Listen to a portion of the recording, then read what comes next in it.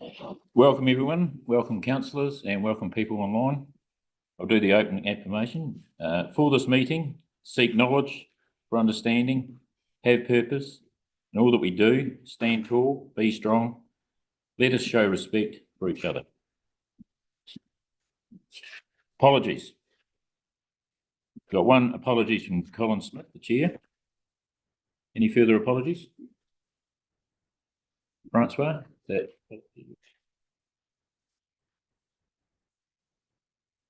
Apologies from Francois? Yeah. Yep. Can I have a mover for that, please? Yep. It's Chris and Peter, second. Declarations of interest? There are none. Public forums, petitions or deputations? None. Are there any late items? There are none. There were two lots of minutes here. The confirmation of the public meeting minutes on the 2nd of June. Everyone's read those minutes. Has anything come out of those minutes? Any corrections? One way to spell Franz Joseph, about the big Joseph. Pardon? One way to spell Franz Joseph, Operations one, is that? just a minor one. A type. Still a typographic to pick up in the operations committee minutes as well. Oh, okay. But not in the council. Is it in the council meeting minutes, Peter? Just the operations. Oh, No. okay. Can I have a mover? Move it. Peter, seconder? Me too. Ashley, hang on. Yeah. it was. You were at that one? Yep. Ashley. All in favour? No. Then we go on to 6.2, extraordinary council meeting minutes, 23rd of June. Is there any corrections in that? I don't think you're on Zoom for that one. Part of it, so. Yeah.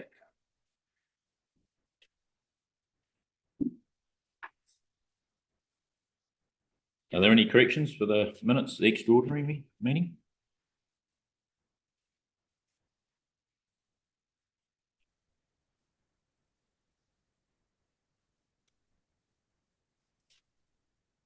If not, can I have a mover, please? Chris, seconder, Andy. All in favour?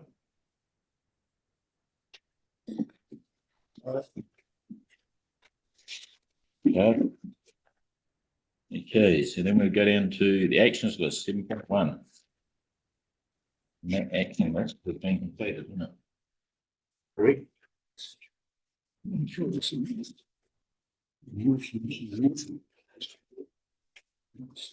was one action that's proposed to be completed, so it's a Colin Weeds action. I have the legal costs will be included in the line item in the LCD. So that's proposed and that'll be. Yep, so that can be struck off. Do we need a mover? Okay, so a mover for the action list? Ashley? Seconder? Andy? All in favour? Chair's report. I haven't actually got a chair's report, sorry, so there is none. So then we go down to 9.1. Head Start Pathway, decision on joint submission for the West Coast outline proposal. We'll get Joe to speak to this. Thank you, Councillor McIntyre. Good morning, councillors. The purpose of this paper is to seek your endorsement of the Head Start proposal that is being put forward for the West Coast to the Head Start pathway. Here's an update on this. So yesterday, Grey District Council and Western District Council unanimously supported the proposal going ahead. Bournemouth District Council had a hung vote, so they won't be supporting the proposal to move forward. We, as the Regional Council, are unable to be signatories on the proposal, but this paper is outlining that we would like to put in a letter of support for the proposal so that we can show that we are in agreement with the district councils that we would like to move towards a unitary authority.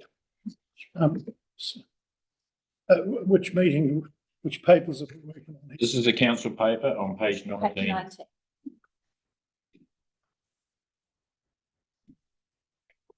Which page? On page 19.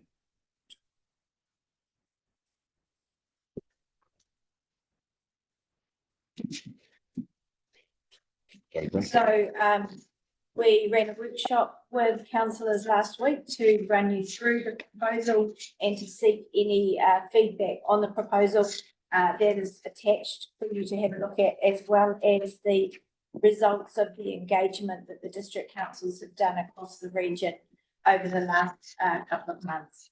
This has been a huge piece of work, particularly, and I'd like to acknowledge Ashley Stewart has done a lot of the work of this, of drafting a proposal and also coordinating with the working group over the last few months to pull this together.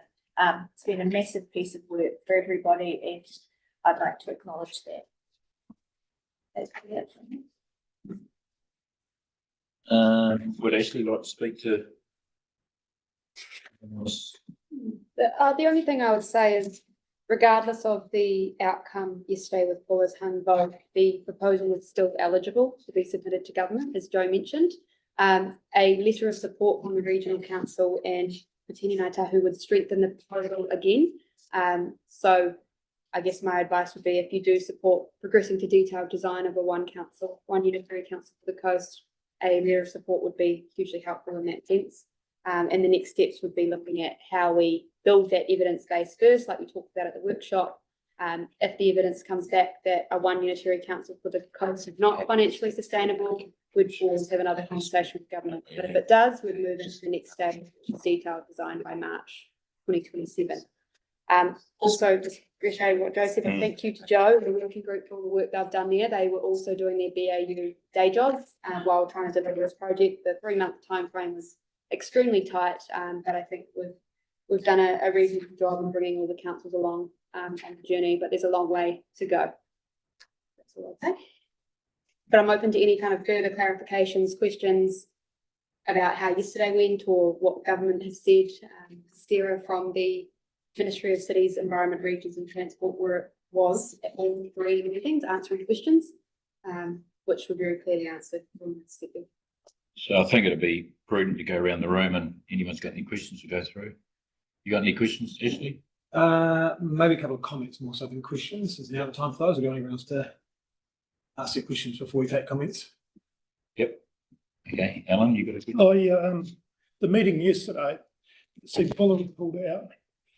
But are the other 2 councils still happy to pursue a single unitary council for the West Coast? Yes, they are. That's not the feedback I've been getting. Look, Ashley, and I'd like to congratulate the work you've done, Ashley and the other staff, and Joe. It's huge. It's a huge job, and you put your heart and soul into it.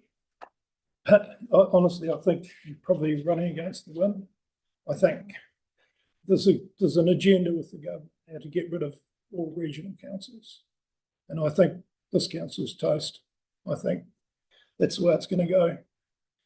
And I've got doubts as to whether a single unitary council on the coast would work properly, because we're 700 kilometres and we've still got to administer it in 3 different places. So I probably wouldn't go with your proposal for a single unitary council.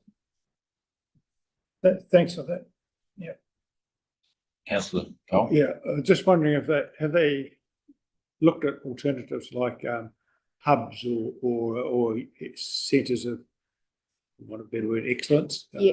Where certain district councils have certain strengths, and so it might be quite a good idea to think about maybe concentrating that ability or capacity in those areas, and that way, if you can, with a bit of luck, get enough of those hubs evenly spread through the area, then they'd all feel a little bit included rather than isolated or separated.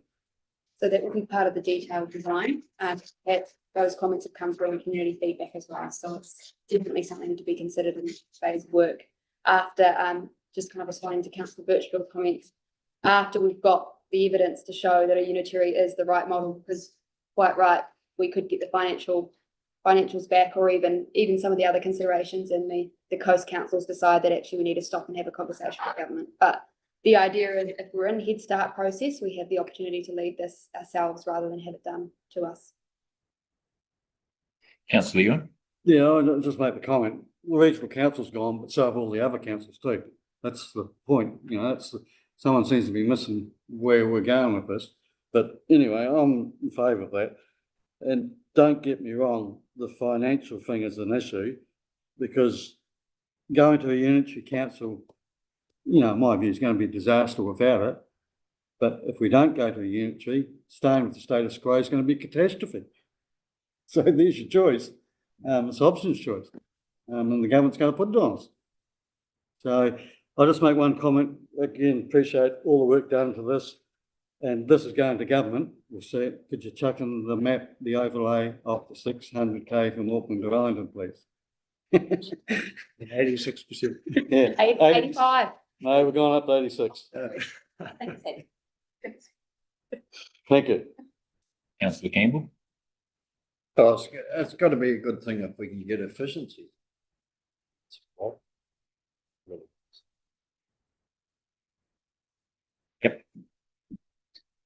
You ready to go? Everyone's. So just want to recommend that we either move this report, want to move her and a seconder. Basically, this report will be going, this is what's going to be presented to government. There's a little bit of uncertainty with Buller, but it's to change what's happening now, really, isn't it?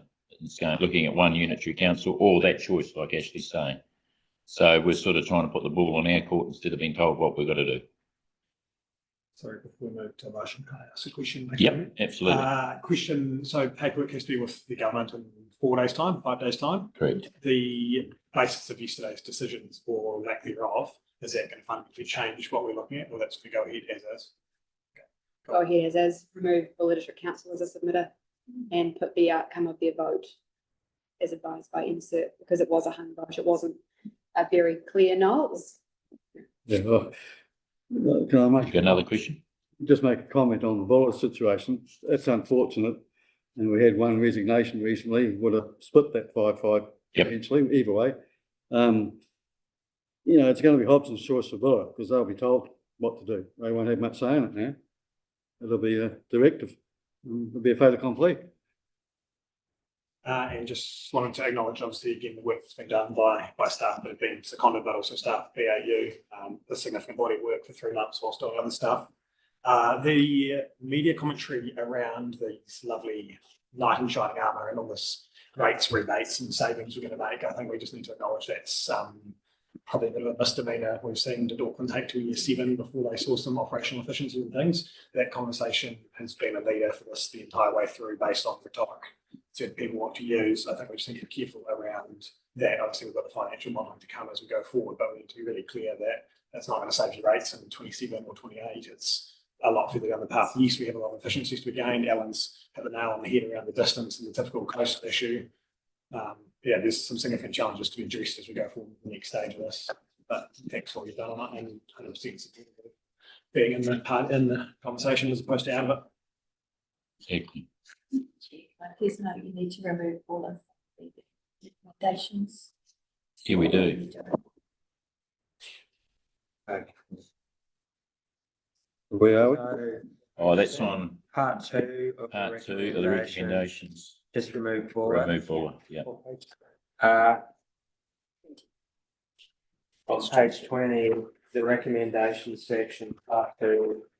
Really support the joint submission of the outline proposals by Corvo Bray and Western District Council, so we just need to remove Buller. Buller in the comment.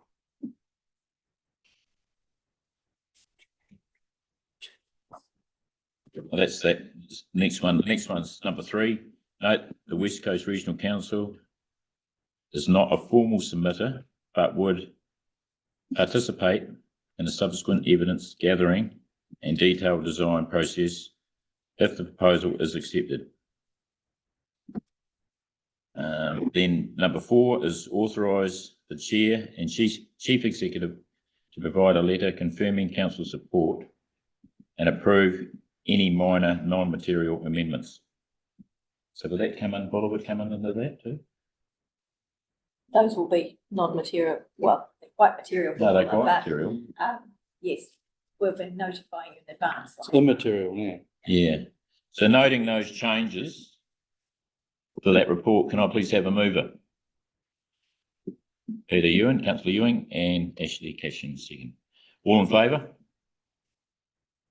Are you in favour, Alan? Yeah, look, I'll just qualify that. I don't agree with the single unitary council, and I was going to vote against it, but I will vote for this out of respect for Ashley and Joe and the staff and the work they've done. Brilliant. So, Good. Yeah. Thank you. So that's unanimous. Thanks very much, Ashley. Okay.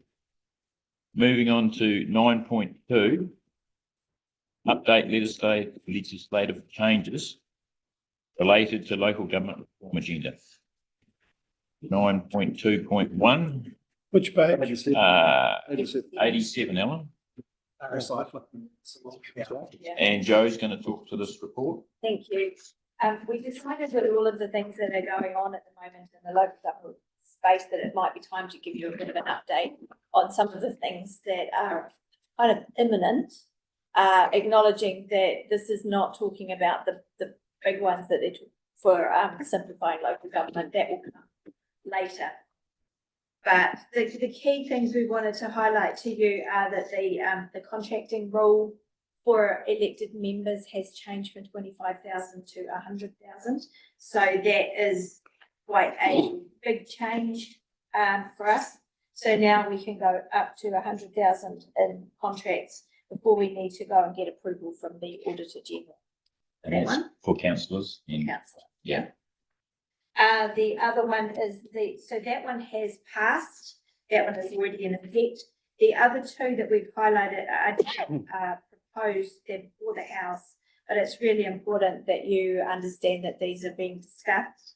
So the first one is about the restricting of voting to elected members.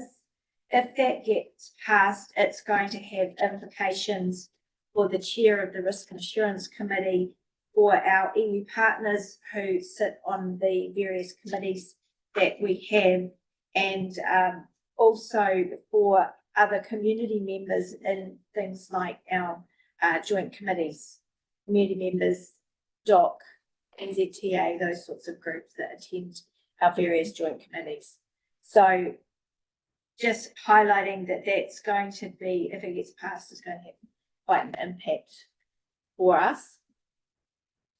And the final one that is in the wings is for us to have a government to create a standardised code of conduct and standing orders.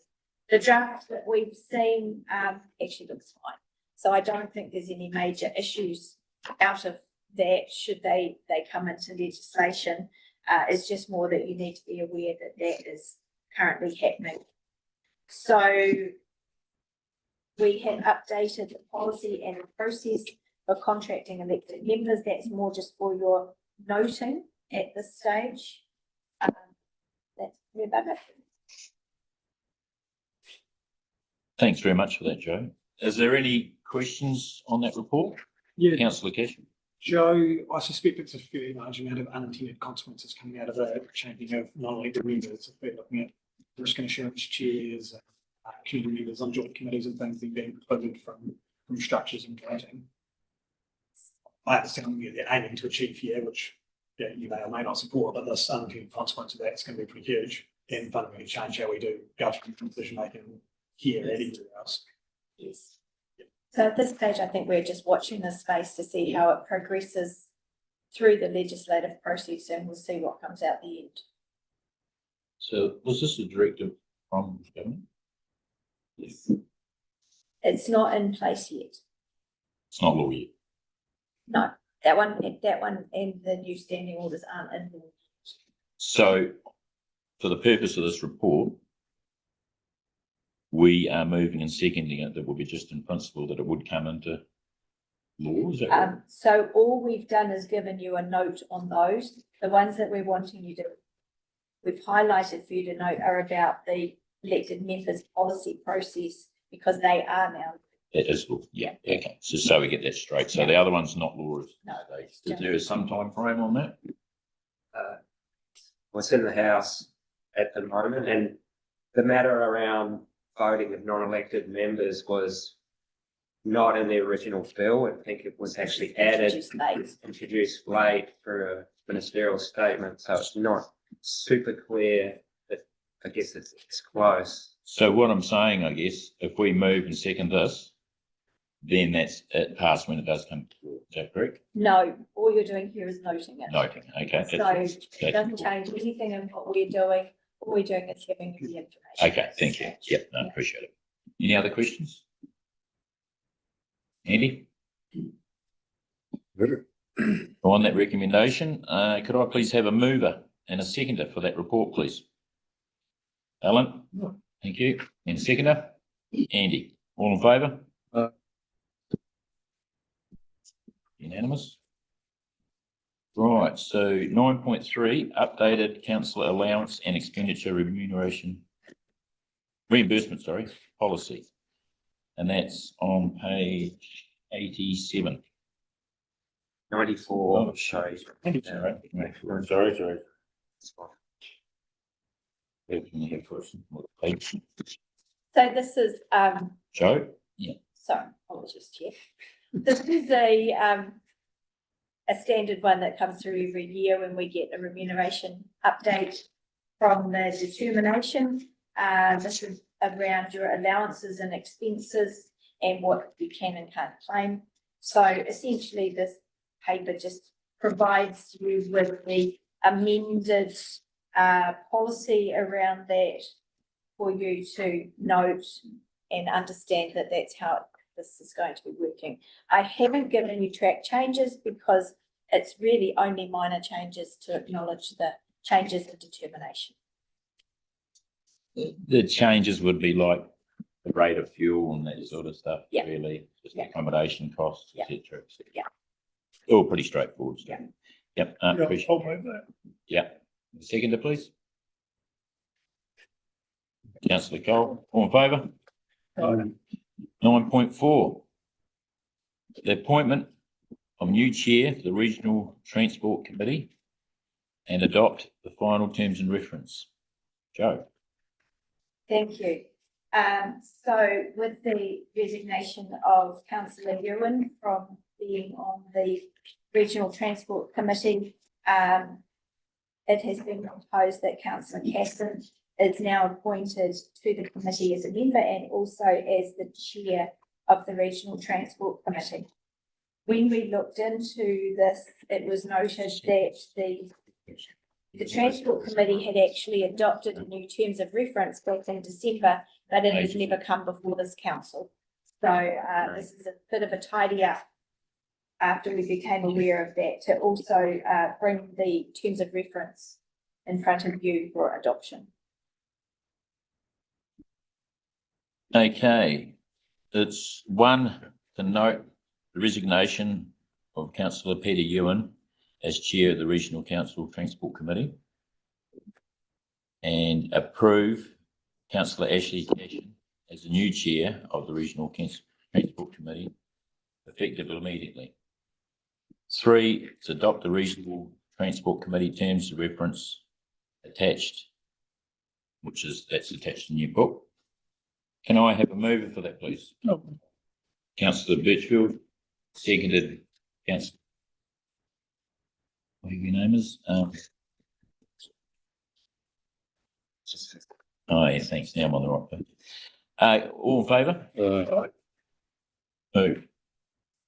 Unanimous. You got all the wrong page numbers down here. That's fine. Oh, yeah. That's all good. Right, I'm back on the right page now. 9.14. That was unanimous. 9.5, determining the electoral system for the West Coast Regional Councillor for next triennium election. Some people might want an electrical system. Yeah, I know, they might too. Thank you. I take it you've all read this paper? Joe, would you like to talk to this? Yeah, I think we've got some more comments to make here. Should we let Joe just explain and ask questions? Sure. We have a requirement to adopt which voting system we would like to use for the future elections, noting that it's highly likely we won't be having a future election, but we're still required by law to undertake this process. So we've got until the 12th of September to pass a formal resolution deciding whether or not you want to use a single transferable vote or first past the post in the electoral. There was a couple of questions coming. Yeah. Yeah, Councillor I was same thing. In the unlikely event you do have an election, I'd go for option one, just status quo. Councillor Cashin. We've talked about unlikely events. Is it not 100% guaranteed there will not be regional council elections for the Australian? Mr. Chairman, I'll take that one, thanks. So firstly, government is signalling what it wants to do with reform, especially for those that are entering into Head Start, and it's talked about October of 2028 being the time when that would change over. But it's signalling that not through any statutory processes, changes in law or formal statutory indications. So there's been commentary out of the local government sector across New Zealand in the last few days.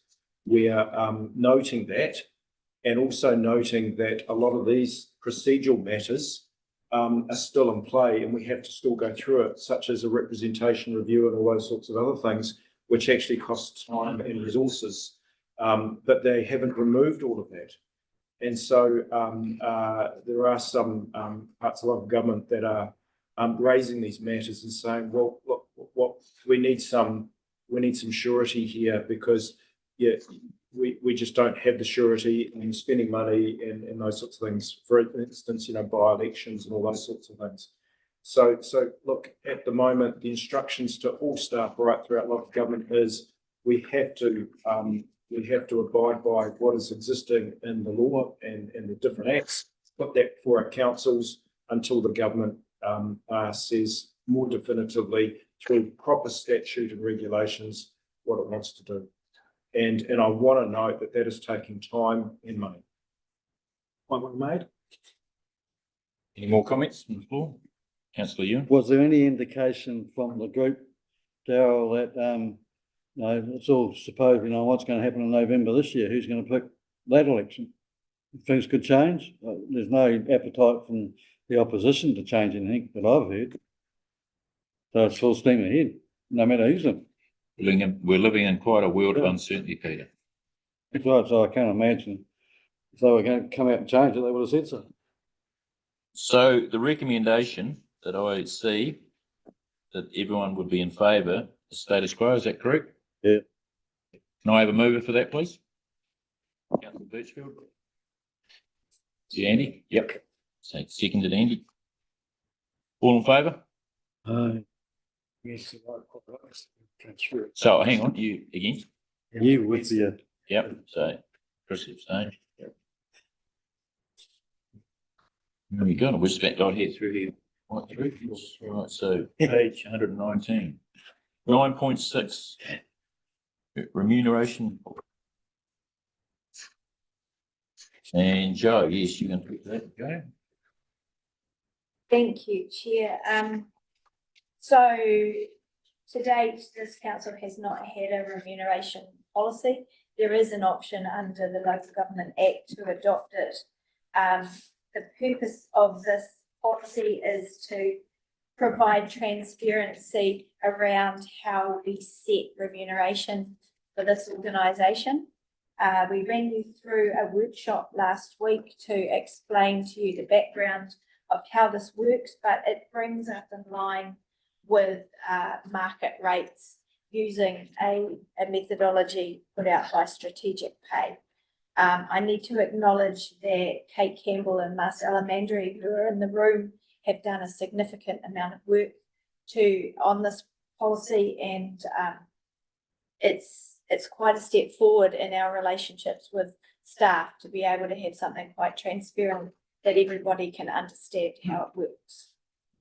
No, I appreciate that. Any comments from the board? Very good. It's recommended that the council to resolve to receive a report, approve the adoption of the remuneration and policy attachment 1, including a commitment to paying living wage and general market rates. Can I have a mover for them? Moved Ashley, seconded Peter. All in favour? Aye. Thank you. Unanimous. 9.7. Is on page 145. And it's a biosecurity annual report delivered by Sean.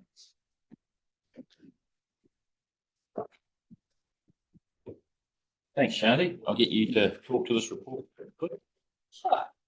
So this is our biosecurity annual report. It's a requirement under the Biosecurity Act for a regional council to produce an annual operating plan and then a report, which highlights the progress on how we're achieving the objectives of the RPMP. Some highlights there from the team. We are starting to identify some exclusion species, including tree privet, which shows that our surveillance program is working well. Early detection is really important for some of our key species to make sure that they don't spread and it's cheap to control.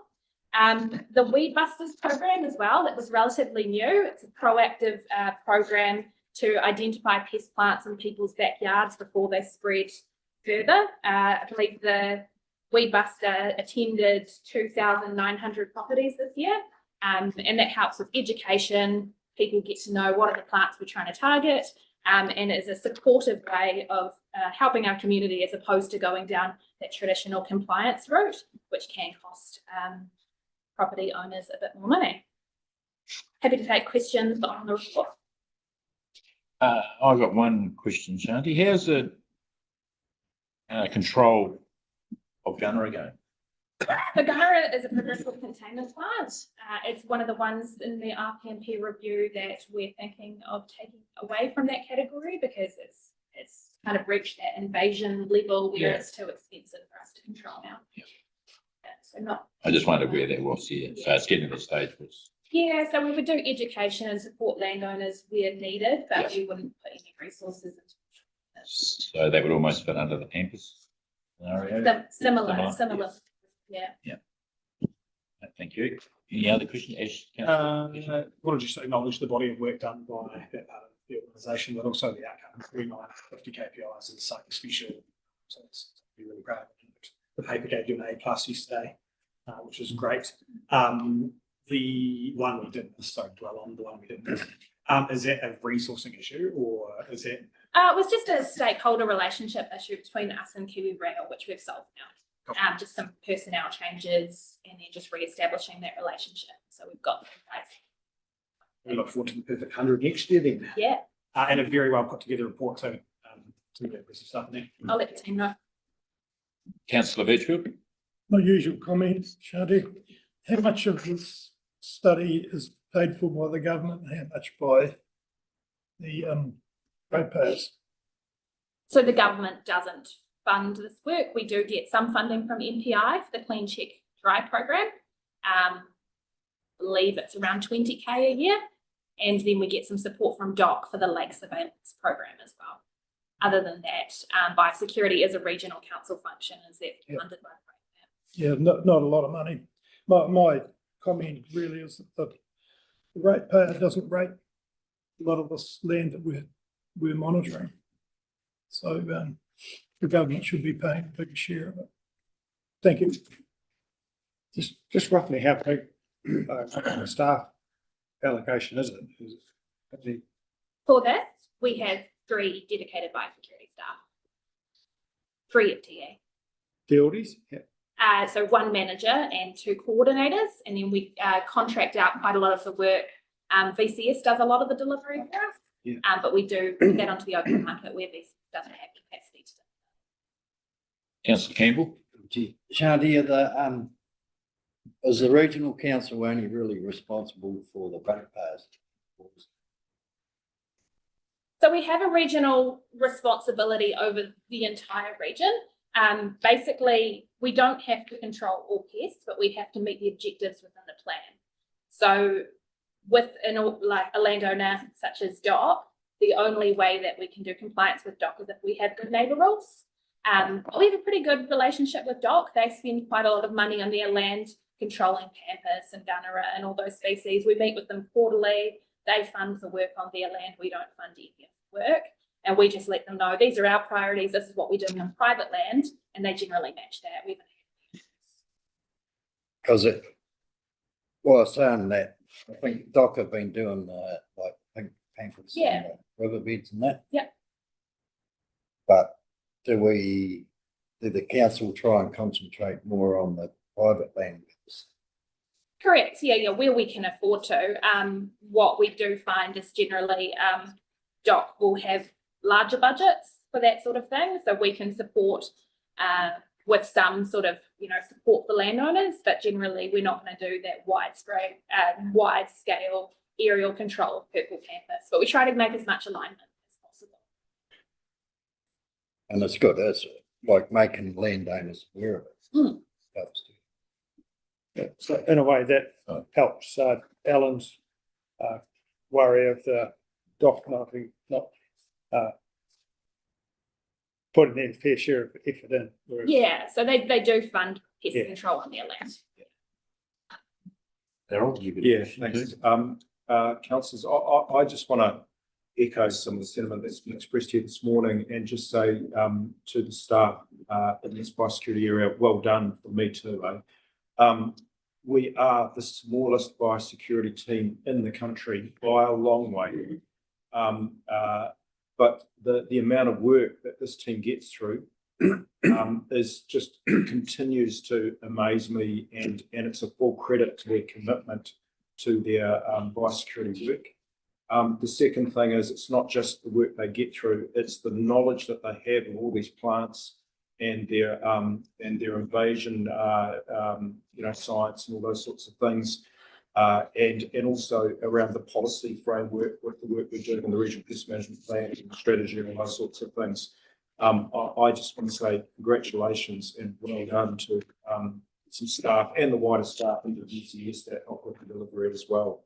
Can I say that on saying biosecurity going right back into catchment board times was really a part of catchment board activities, if we get back to our knitting, not around any biodiversity issue, although they do have biodiversity implications and those sorts of things, but they start in catchment board times because of productive land and invasive weeds, little animals compromising productive agriculture, and that across New Zealand has got, I think, lost in the last couple of decades as it concentrates on the DOC estate and biodiversity and what it means for our conservation values.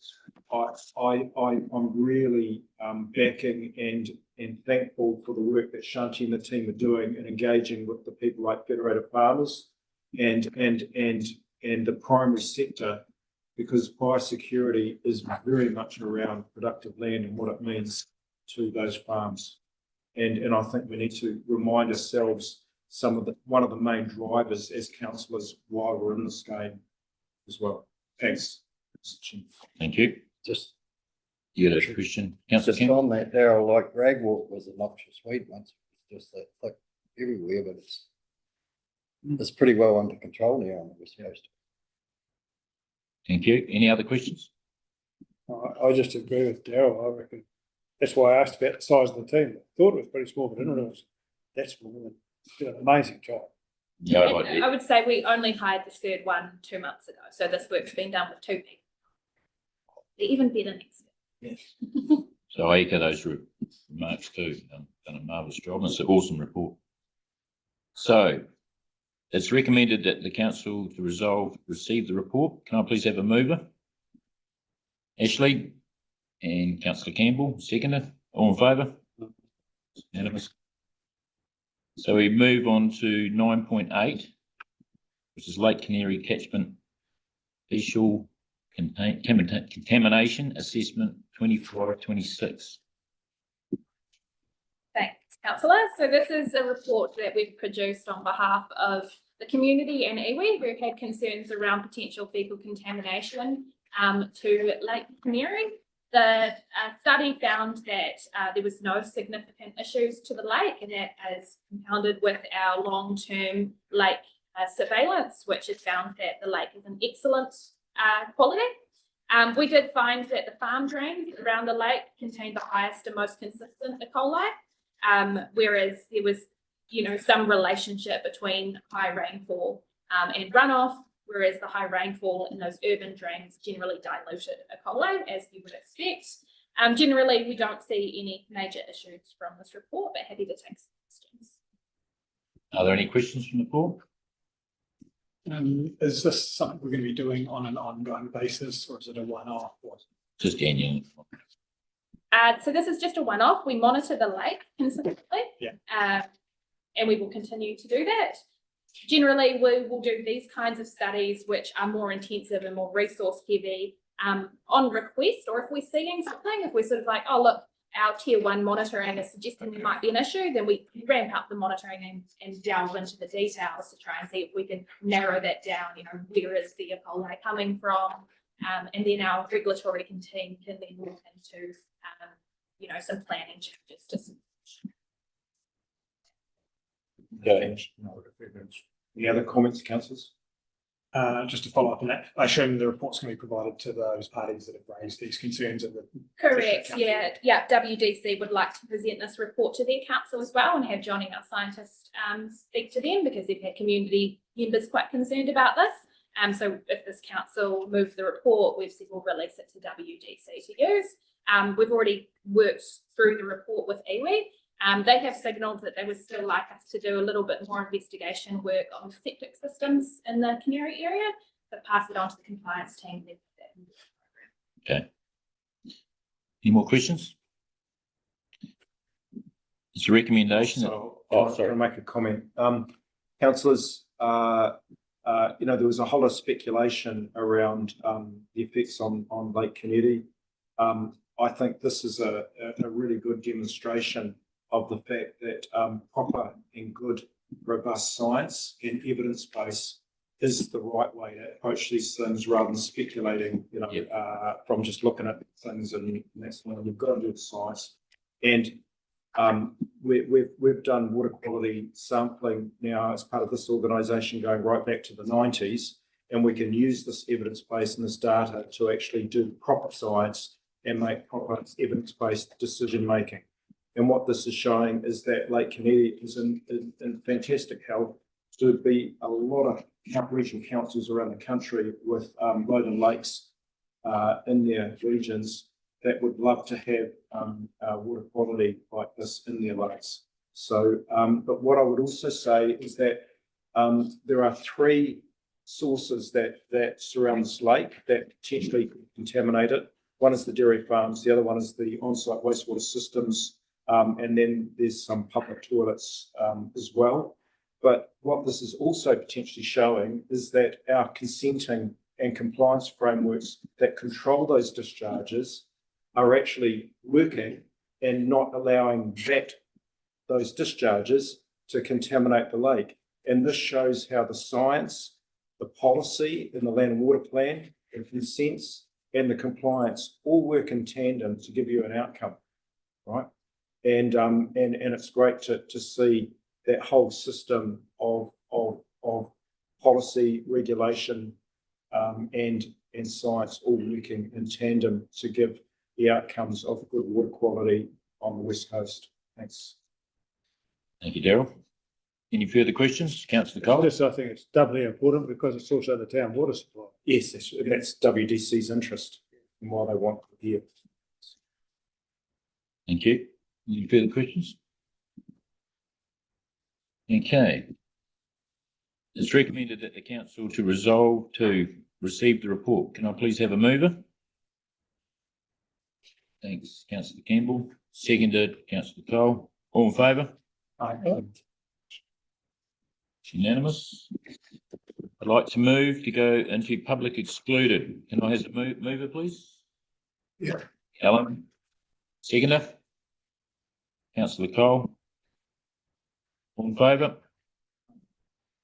Right now, Can do after this is turned off. There was no decisions made out of business, so we declare the meeting closed at 10:46. Thank you very much. You want to stop recording? Yes.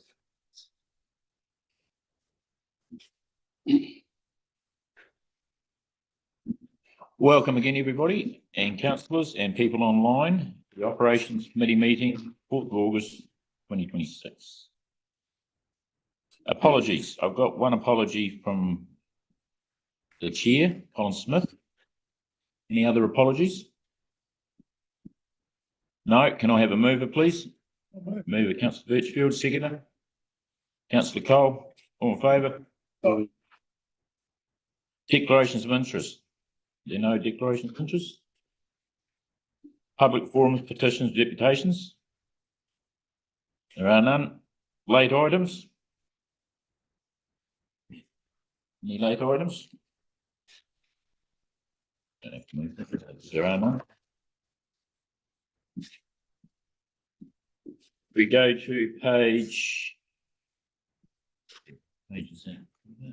2.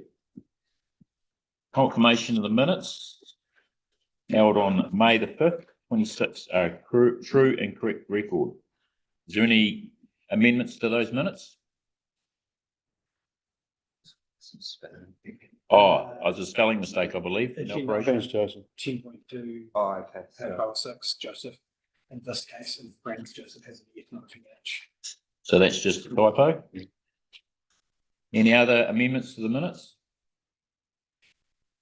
No. Can I have a mover, please? Yeah. Councillor Ewan and seconded by Councillor Birchfield. All in favour? Aye. Right. We go to 7.1, action list. My action list is at the back.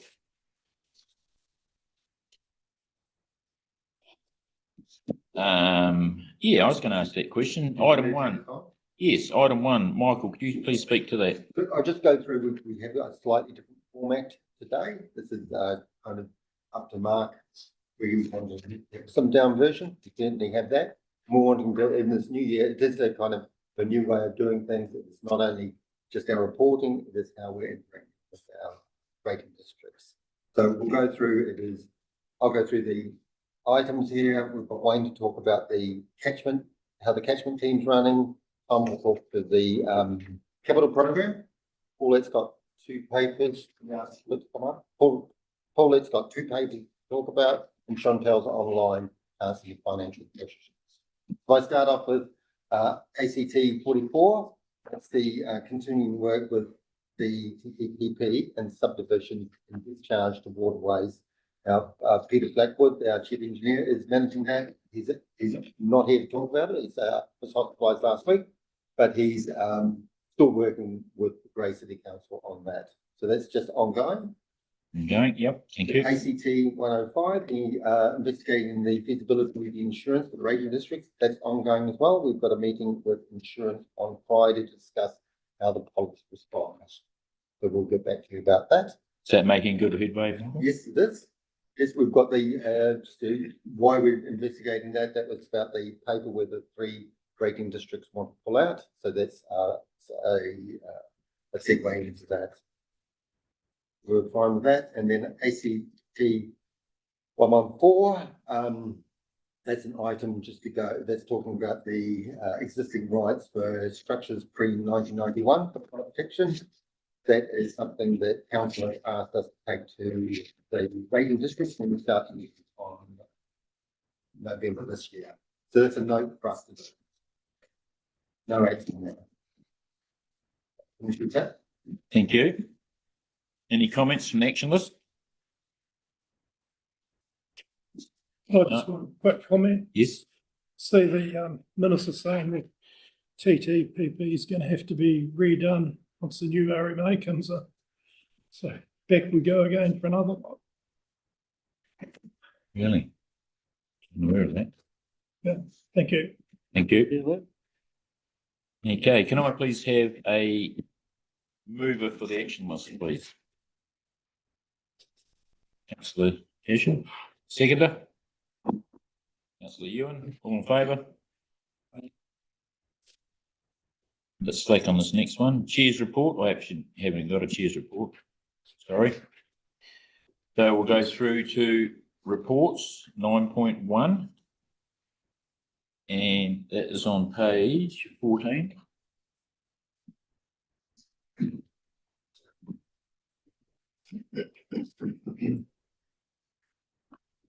And Joe is going to speak to this, an update on the West Coast Emergency Management Joint Committee. Thank you. I'm presenting this on behalf of Claire Brown Yes. today. The emergency management team has actually been really busy over the last quarter, not with activations. We've had no actual activations here, but they've now moved into the Polytechnic. So we've moved out of the recreation centre, and the East team are now based in Polytechnic, which has been quite a move for them. The group plan is still going on. We are at a point where it's just about ready for final approval by the Minister for Emergency Management and Recovery. So that will be issued in the next few months. Franz Joseph evacuation planning has been underway. Just so you're aware, we've received a letter from John Price, who's the Deputy Chief Executive of NEMA, asking about the group's planning for Franz Joseph. So we're in the process of drafting a position paper on behalf of the Joint Committee, which will have to go through the Joint Committee, working with the Westland District Council on that in response to the questions that we received from NEMA. We've done a lot of work putting together teams for working in the Emergency Coordination Centre. So we're getting much more structured in how we're going to staff that in the future and making sure that people are trained. So that's going to have implications across this whole staff of the organisation. We're being much more strategic around how we want to train them up to get them into specific roles moving forward. So hopefully that will set us up better into the future.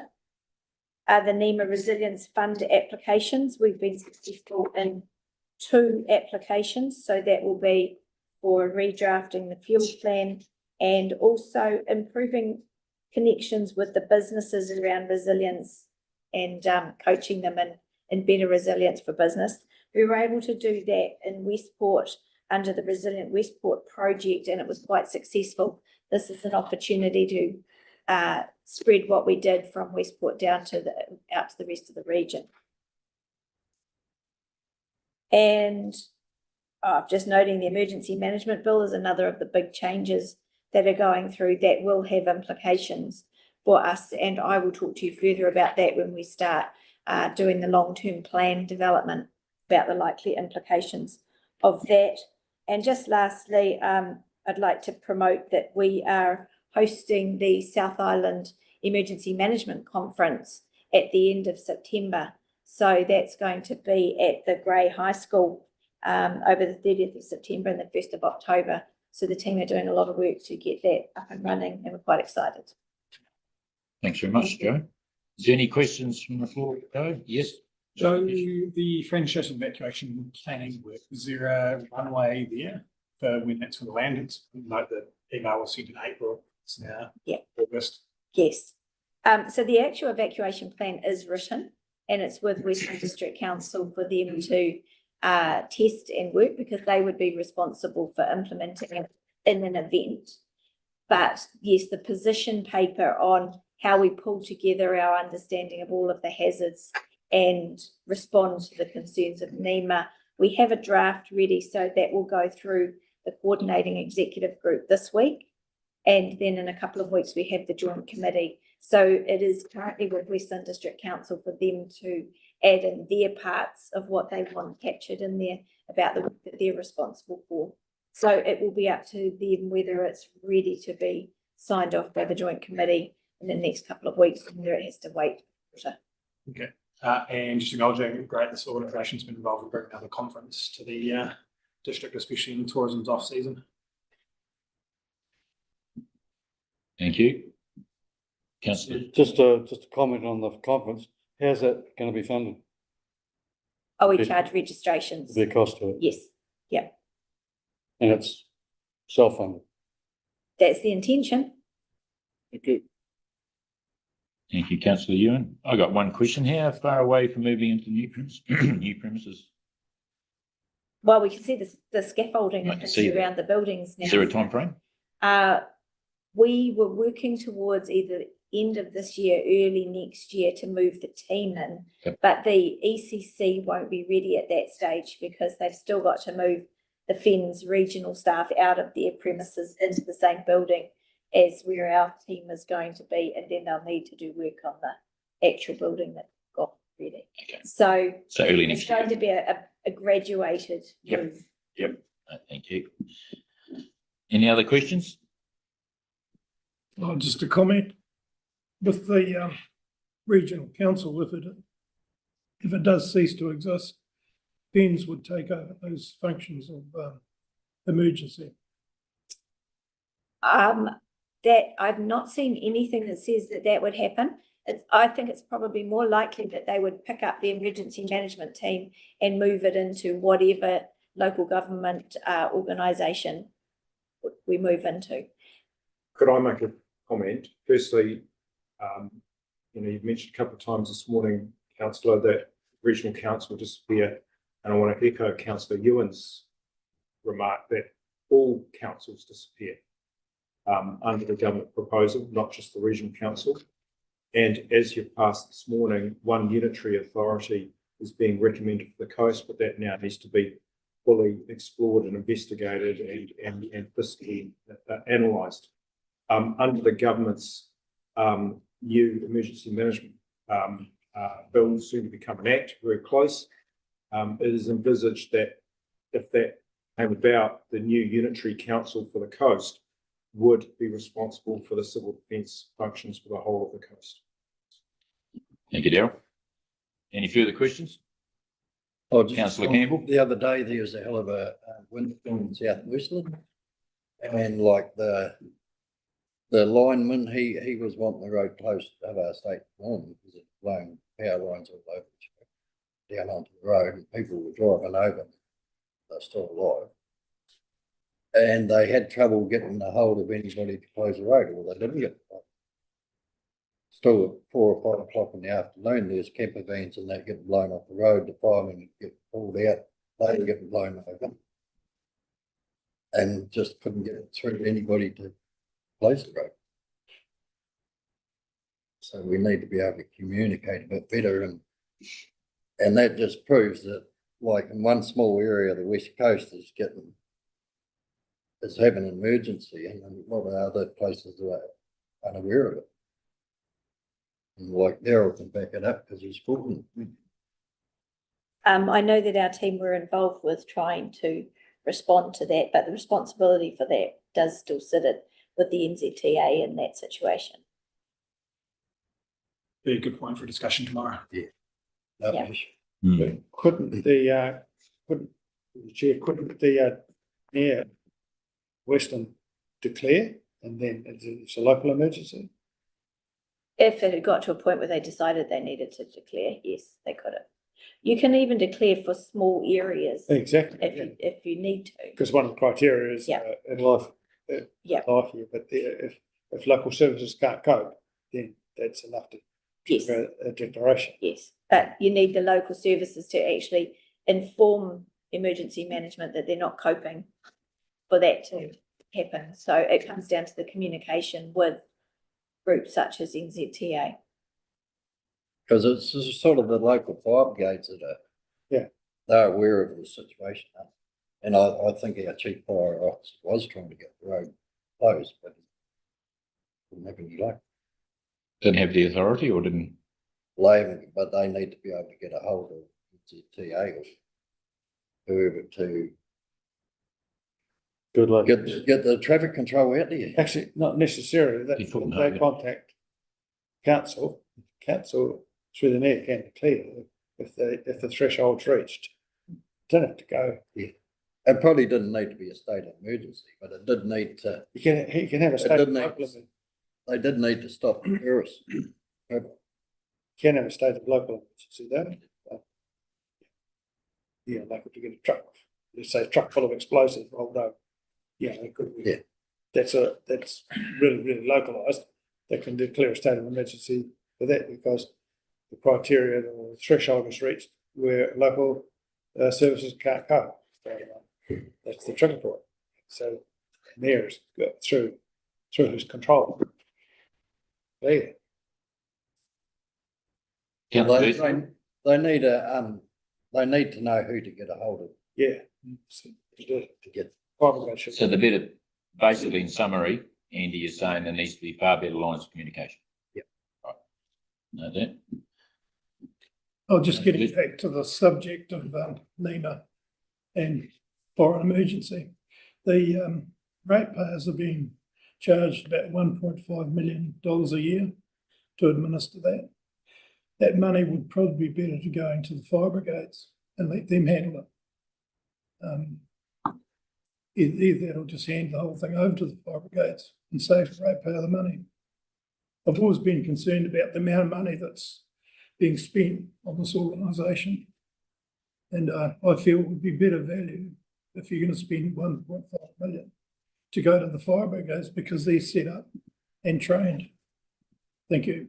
you. Councillor Cole? We've been through that exercise in the fire brigade, although they're very skillful.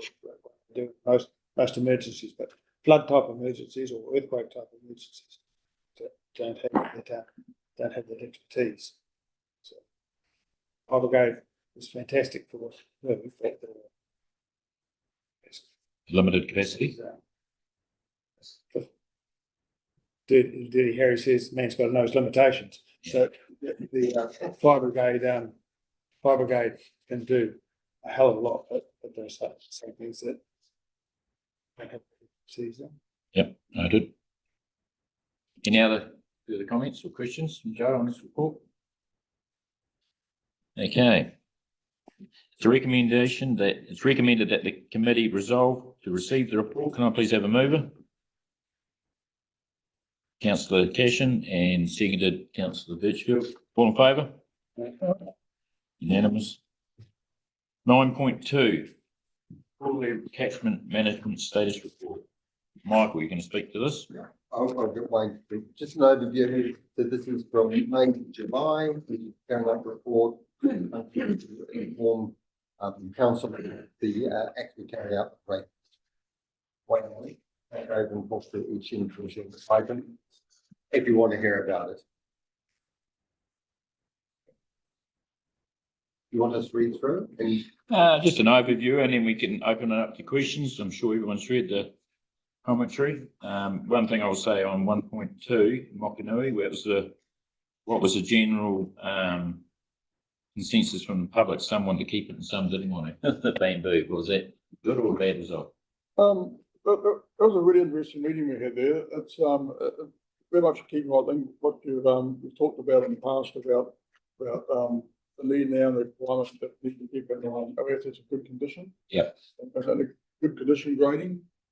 And Mokanui that they're always proud of the bamboo on the stopping. So at the meeting we sat down and explained to them that we have obligation to keep the assets in good condition. The bamboo is having a negative effect on the integrity of the stock bank. It meant that we couldn't inspect the stock bank and identify any seepage. It also meant that we were negligent in the fact that we couldn't maintain the stock bank in the condition rating that was acceptable. And after a good discussion around the table at the meeting, everyone agreed that no, we should maintain the stock banks to a good condition and remove the bamboo. Thank you. And report on 1.3, is in the that's in the Cockahoo Swamp, isn't it? On page 22. Okay. Well, we used to call it the Cockahoo Swamp. It's not like now, but it used to be. Is that correct? That's right. 1.3 Cockahoo Grading District. Yep. Yeah. So that's just drain cleaning, isn't it? Thank you, that's correct. Yes. General maintenance. Do you want me to just keep on going? Yep. Councillors, basically. I've got one on 1.4 then, see what we've done on 1.3. 1.4, placement value is 70,000. I think we need to add in there the procurement value from the quarries around about between $30 and $35 a tonne. I think probably the 70,000 needs to have another 75,000 added on for the actual on page 23. Oh.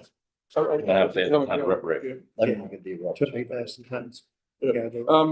And certainly the town of Cowes has been very, very fortunate, up until now that the contract arrangement with Henry Adams and the relationship with the quarry owners, we're getting very, very cheap. Like nothing. Cost of nothing.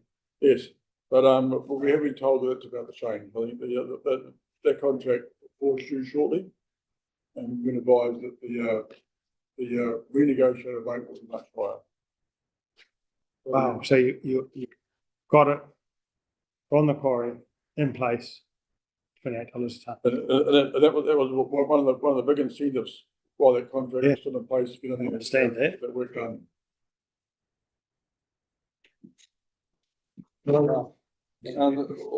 Also at Town of Macau, there's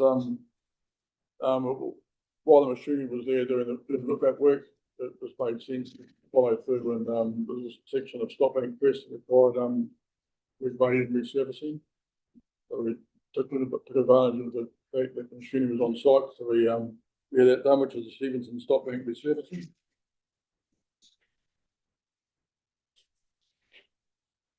There's a fully section there on the LiDAR survey, we did it in-house, Franz Joseph. We have Ollie, our engineer, for the central area, is very, very skilled at drone work. Very proud of this work. I guess the important part I noted there was that the main channel hasn't changed a great deal, but the channel is pretty getting wider. So the emulsion takes place.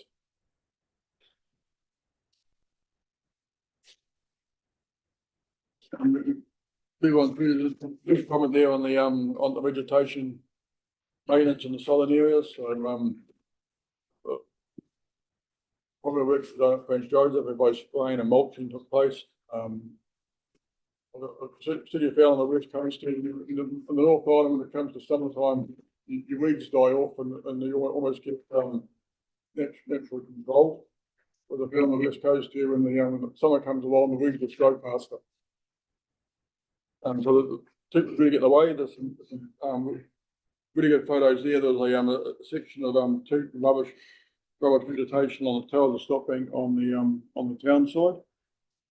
The photograph there shows on the church bank vegetation, post mulching, very, very effective at producing it quickly. So we can now maintain that with regular spraying to go under control. Also at Franz Joseph with the emulsion taking place at Havel's Wall, I'm very, very much aware that a situation was due there, we need to work very, very quickly to protect that. There's a rock stockpile that was located around by what we call the wilderness tours, a bike track quite close to town. Rock pile was quite overgrown, difficult to access.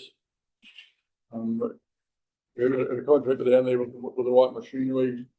We removed about 700 tonnes of rock from that site around the Havel's Wall, close to Havel's Wall, so it's instantaneously available to us if required.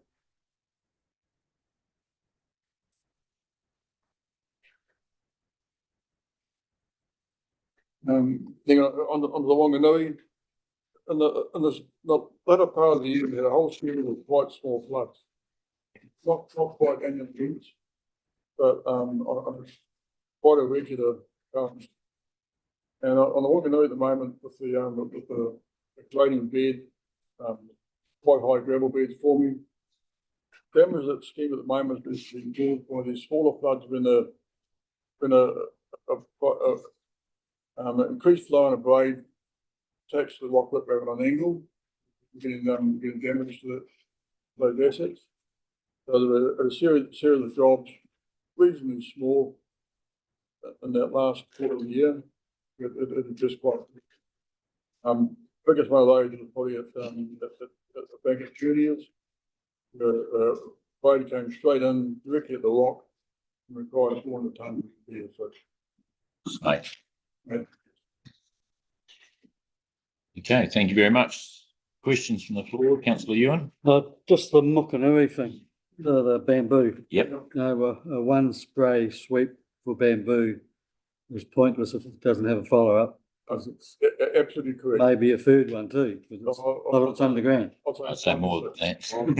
It's horrible stuff. It's So, yeah, I obnoxious. just don't want that because the Grey District done one heading up to the bridge there once. They only done one spray and it's as tall as it ever was now because they didn't follow it up. So, yeah. Any further questions from the floor? Okay, so recommendation, it's recommended that the committee to resolve to receive the report. Can I please have a mover? Councillor Cole, Councillor Campbell, second, all in favour?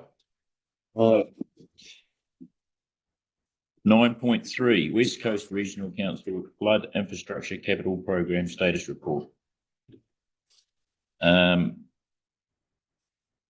July 26th. So Michael, you're going to speak to this. So this is about the health program and the uptown version that Tom. Yep.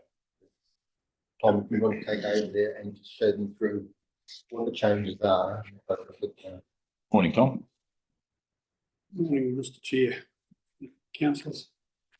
Just before I do that, I just wanted to touch on an item, quarterly catchment management report, under the future flood resilience projects section. So over the last few months, Te Uru Kahika, with the support of the collective's river managers, has been developing a business case for a long-term pipeline funding for flood resilience activities, both capital and operational.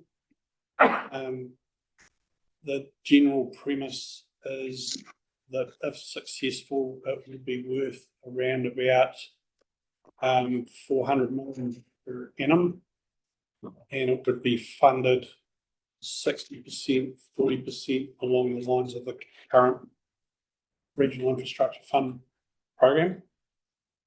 And it would be operated, Councillor Ewan, along the lines of the National Land Transport Program. So there'd be a government policy statement issued every 3 years. And then the collective would work to develop its program for that 3 years within that budget envelope.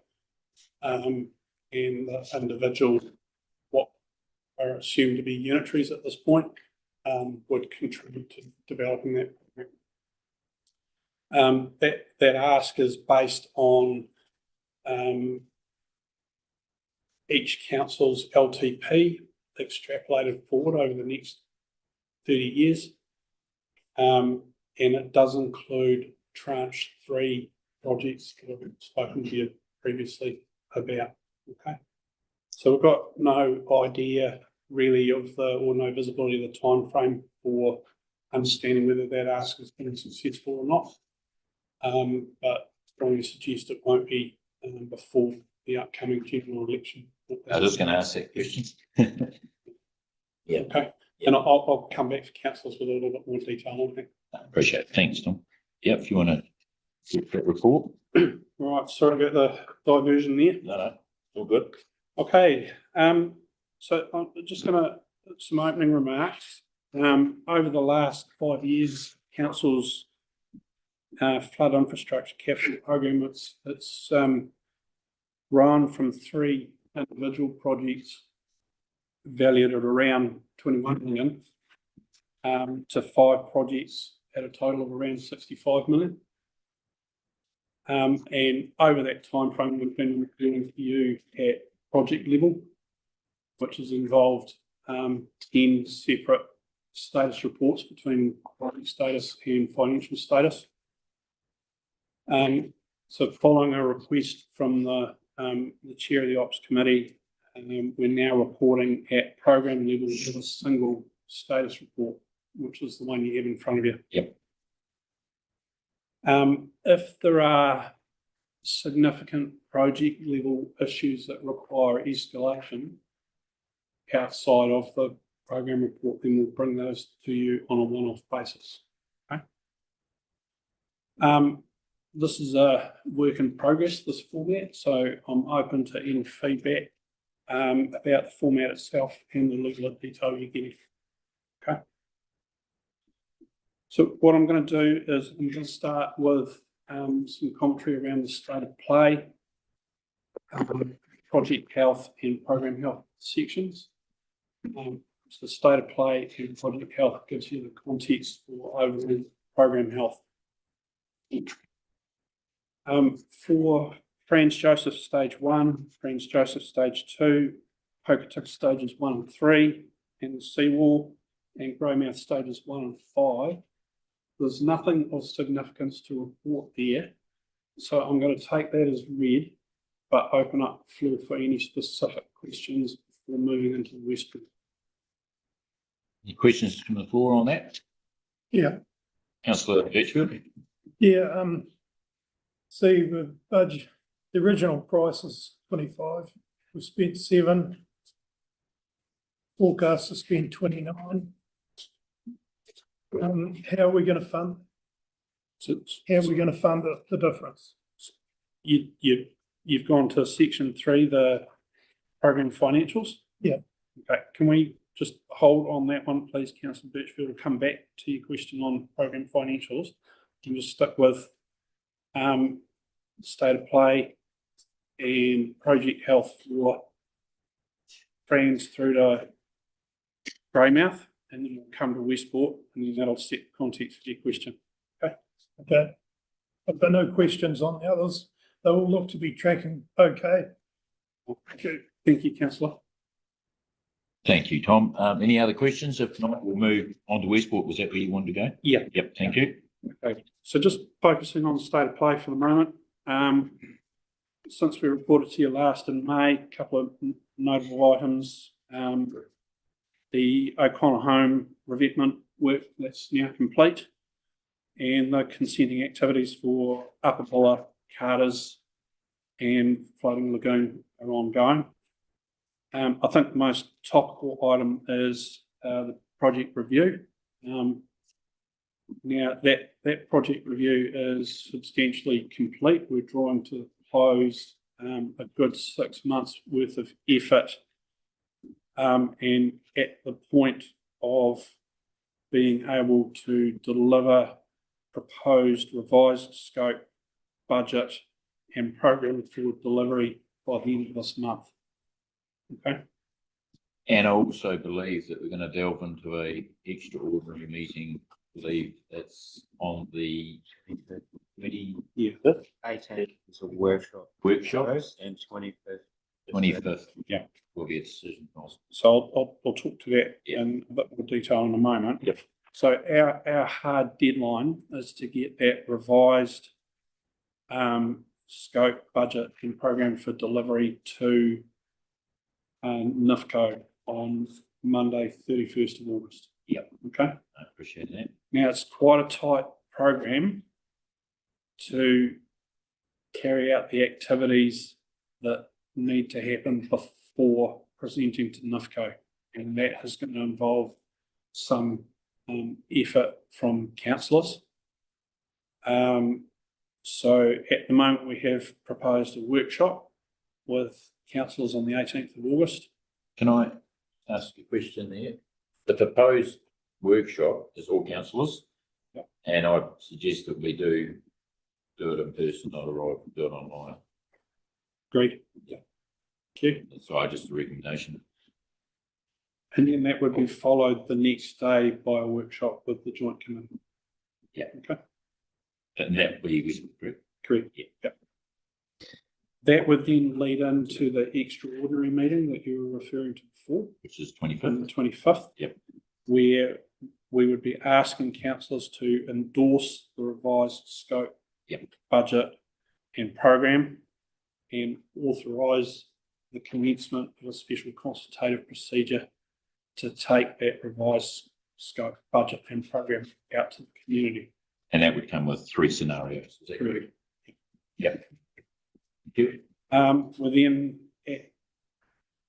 planning to present to you at the scheduled council meeting on the 1st of September, the documents that would go out for the special consultative procedure. Yep.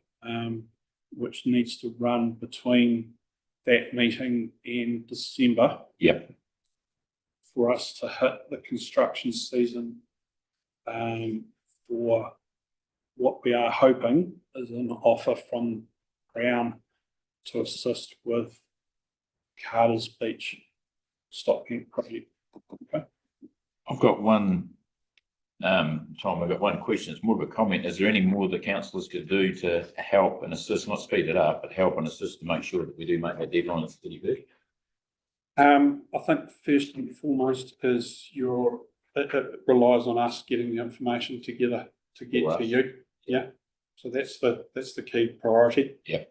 But then your attendance, availability and attendance at those 3 separate meetings, referred to, or sorry, 4, including the constituents for the joint committee. Yep. That's the most we can ask for. Already thinking. Yeah. Yep. Oh, cool. Thank you. So in terms of Project Health, we've been reporting this for a little while.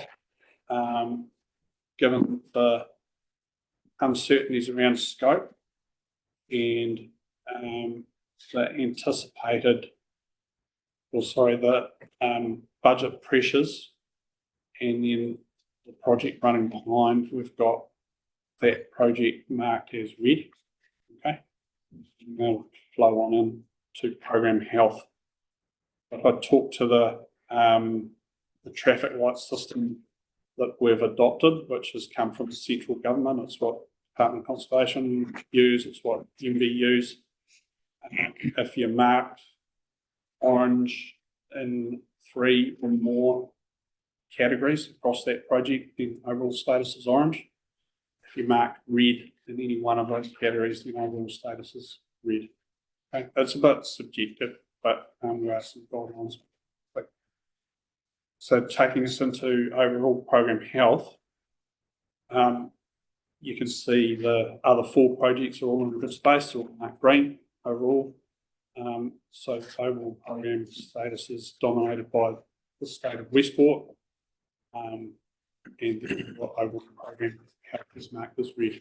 Okay, but we'd anticipate that as that special consultative procedure proceeds and we get mandate for what we're proposing to do from the community, that will start returning some of those health categories back towards green. Okay. Any questions on that before I move into financials? Through. Yeah, I have one. Given page 41, all the green, good, understand all that. I just want to know where we're at, and I'd like it recorded because I've asked it before. It's mandatory, it's not optional. What's the state of play with the emergency consent coming up 3 years for Westland District Council in front of the ponds where they put the wall up? Have they got it? Are they applying for it? The wall they put in some 3 years ago, coming up, January. Pass. We'd have to take that as an action. Well, it's meant to be done in 20 days. We're 3 years out. We don't extend that. You know, we don't extend that to the Sorry, you're referring to Franz. branch. Yes, I said that. Yeah, okay, sorry, I missed that, councillor. Okay, so that application has been reactivated and it's being processed by our crew downstairs. in the consents team. So I've applied for it. They had applied for it, but then it was placed on hold while we reviewed the scope for Havel's Wall extension, because that had an impact on what they were going to have to do to mitigate the adverse effects that were identified at the time. Now resolved that issue, which has then resolved the status of the consent application for the District Council's bund. So that's reactivated that application, and it's been processed by our consents team downstairs. The projection of the timeline? I can't speak to that, sorry, councillor, that's a matter for the team, but I can get back to you on that. Okay. Any further questions from, do we move on to financials? I hope that's an action. So that's an action. Yeah. but To report back on that matter. I want Matt Smith's name next to that rather than Tom's name next to that, thanks, as the action owner. Yep. Thank you. Yeah. Thanks, Tom. We'd like to carry on. We'll go to the financials now. I don't think there's any other questions there. Okay, thanks, Mr. Chair. So section 5, program financials. I think this is the first time councillors have been able to see each of those constituent projects added together or combined together to give you a total program value. Current approved budget is 65 million. At our expenditure life to date on that 65 million is 29 million. Overall, our forecast cost to complete and forecast cost at completion fits within the total program budget. However, the reforecast of Westport expected cost is expected to take that cost at completion above the approved budget envelope, and it'll be in the context of the figure that Darryl in the media and to joint committee in that $10 to $15 million mark. Still working to finalise at the moment. The way we're going to address that is through that special consultative procedure process that I talked to you before. Yeah. Okay. So everyone can understand this format? So we just add 15 million onto the 29 million that we spent. Yes, so your next report will see that adjusted once we've finalised what the extent of overrun would be. Yeah. Okay, thank you. Yeah, I was just looking for the new revised figure for the Westport. Yeah, so we're not quite landed that just yet, but you'll have that by the end of the month through those other meetings that I referred to earlier. Okay. Yep. Good. Just the last updated figures I had was by the end of April for Westport. That was Phil prepared that and updated us, but it's 3 months since then. Is there any possibility of getting how much that's now at? Yeah. Maybe Councillor Cole, if you direct that question to Phil Rossleys online. Yeah. Phil, can you hear us? Yes, I can. Well, would you like to direct that question to Phil, please, Chris? It's just the last update we had was to the end of April, and that was about 3 months ago now. I just wondering how much more it's increased to or not increased to. Yeah, we've got costs now to the end of May, Councillor Cole. So Chantel's online. Chantel prepares those. So they're about, on average, 1 to 2 months behind where we are. So they just sort of track. So yeah, there'll be figures available beyond the last detailed look that we shared with you. Yep. Chantel, if you want to add to that. Yep, so I'm working on the June figures at the moment, given that we're year-end and preparing for our annual report. So those year-end figures aren't far away within the next couple of weeks at a stretch, but probably earlier because that will inform what needs to go to NIFCO as well. Morning, Chantel. So maybe when they're released, we could have an overview then, and probably around that time, as the papers go to NIFCO and the extraordinary meeting would probably be the time. Yeah, because what I'm asking is because, sorry, it's looming up for the NIFCO decision, It'd be quite nice to have. So that need to be all bundled together. Yep, good, thank you. So if it's helpful at all, councillor Cole, I don't have the figure that we're referring to, expenditure like to date. The figure that we reported back in May in front of me, but this report says our expenditure to date, end of May this year was 7.94 million. Okay. All right. So I can't tell you. End of April. Was all over that 7.8, so that hasn't gone up that much then. Okay. Yeah. Okay. Thank you. Thank you. Is there any more questions on the financials?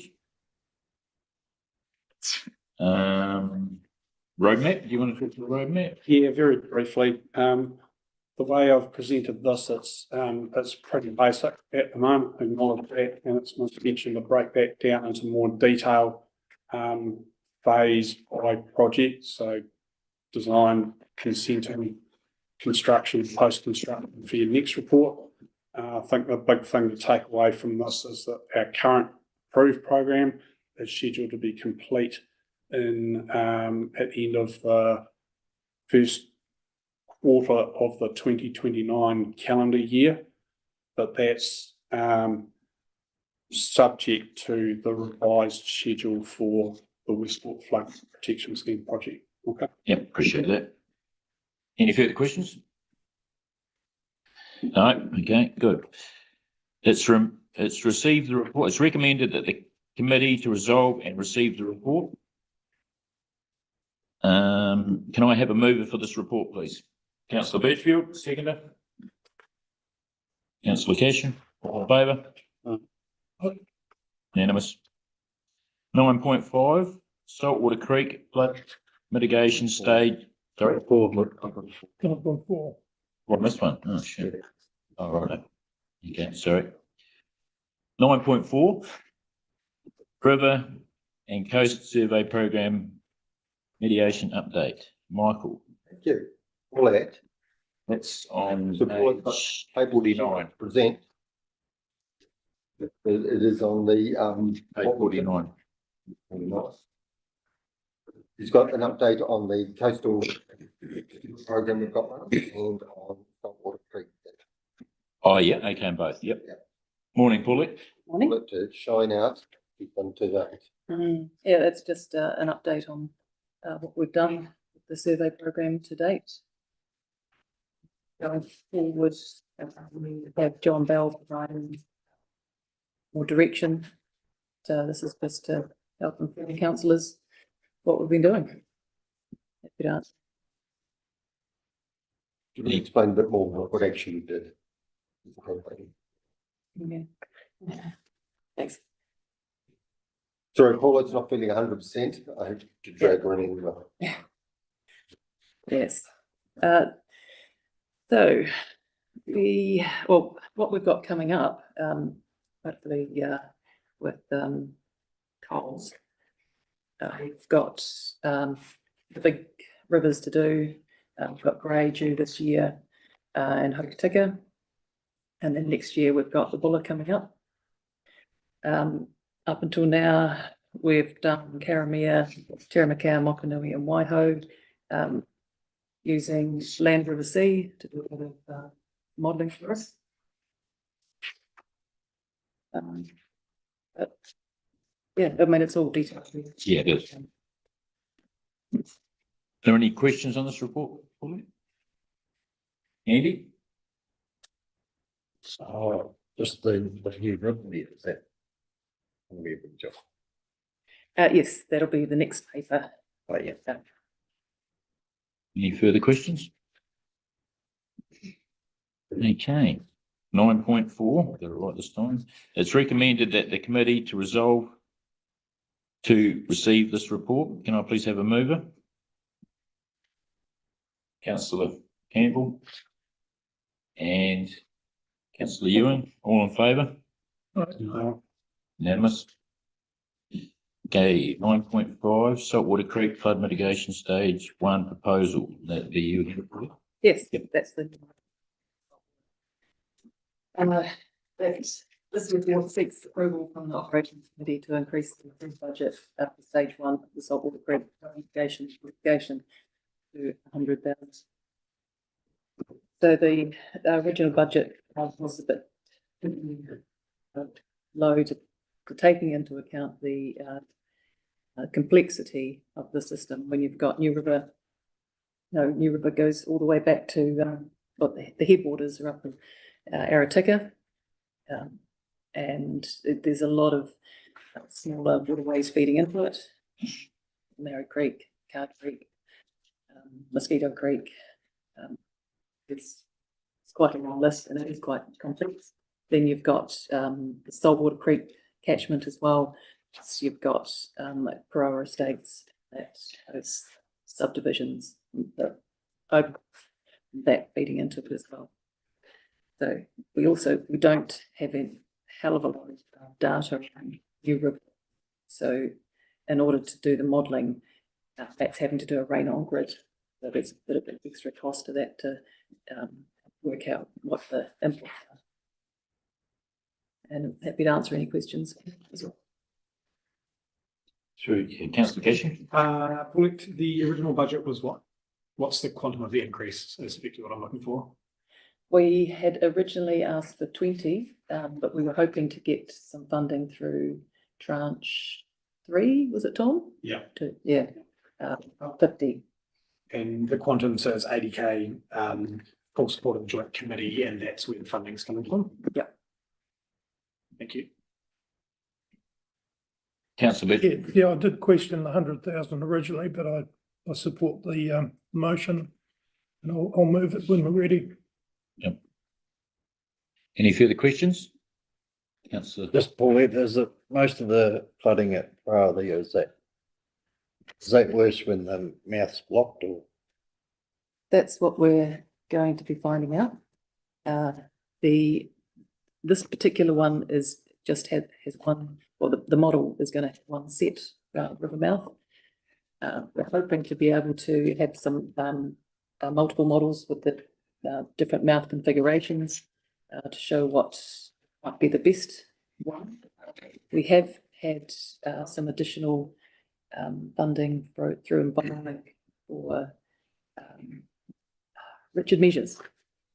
There's New Zealand help inform the model about where that best configuration of the river mouth might be. That's going to help feed into this work as well. There's a lot of questions to be answered in this one, and that's one of the reasons it is quite an expensive job. See, that bit of unknown, isn't it? Yeah. Darryl? Yeah, look, thanks, Chairman. As Paula has just said, it's quite a complex system, this one, and there's a number of questions that we need answers to. And if I try and characterise those questions into 3 main ones, the first and the most significant is the mouth. And you know, is there a way of configuring the channel, the mouth opening, the position of it, all those sorts of things? Because obviously the mouth is a good thing to get in the water away. So that's the first thing. And that's been an outstanding issue for several decades, I think, here, you know, and how it tracks up through here and that sort of thing. So that's the first thing. The second thing is we've got significant new subdivisions going on back up in the catchment here. The community's raising questions about the fact that those new subdivisions have increased the runoff, you know, through hard, housing and driveways and all that sort of things, roads, etc. And is that local drainage network up in here sufficient now to take that increased peak runoff? And then is that actually adding to the problem down here with mouth and compounding that issue? So that's the second matter that we're looking at. The third matter that we'll inevitably look at all down through this bottom part of the system from, you know, the subdivisions, but not all the way right up to the top of the catchment, but in this bottom part is what are the big rivers doing? What are the channel capacities doing? Do we need to do some channel maintenance around that? And bearing in mind that apart from the mouth opening at the moment, that's the only thing we're authorised to do as part of the rating district. If we were going to move on any of these other issues, that would need a change to the terms of reference of the rating district to include those matters and to bring it under the jurisdiction of the wider joint committee and the funding issues. Yep. And probably lastly, we're just running a check, I think, on the boundaries of the joint, of the rating district, and making sure that some of these new developments, you know, are they in, they out, should they be in, and making sure that that's being checked as well. Hopefully that encapsulates the complexity and the different facets that we're looking at here. Separate issues, but often quite related. Yep. Thanks, Mr. Chair. No, understand that. Sorry, one more comment. Yep, councillor. Page 66 of the agenda, page 7 and 9, the proposal. Fees and terms, the money we're talking about is 100,000. Oh, yes. The sum total of the table equals Yeah. 100,000, the sentence above. I mentioned that at the joint committee meeting. Okay. Sorry, I forgot to say about that. There's an error. Thank you. Yes. Great. Understand that. Any further questions? Okay. It's recommended that the committee, thanks, Paulie, that the committee resolve to receive the report. 2, approve the increase in budget to 100,000 to enable the completion of stage 1 of the investigation of Saltwater Creek hydraulic modelling. 3, note that the estimated current maintenance reserve for the Greymouth rating district is 380,000. And 4, note that the proposed increase in stage 1 budget received the full support of the Greymouth Joint Committee at the meeting on 25th June 26. Can I please have a mover for that, please? Councillor Birchfield, can I have a seconder, please? Councillor Cole, all in favour? I'd like to move that we go into public excluded. Can I have a mover? Yep. Councillor Birchfield, can I have a seconder? Councillor Cashin, all in favour? Unanimous.